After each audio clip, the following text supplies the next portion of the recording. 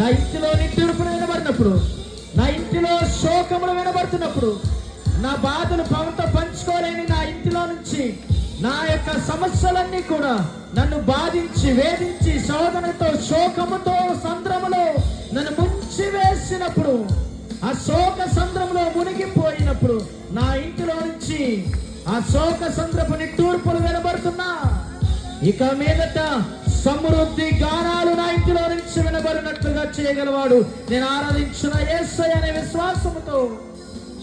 తిరిగిపోను నేను, అణగార్చబడను నేను, తిరిగిపోను నేను, అణగార్చబడను నేను. ఎందుకంటే అలంకరించునే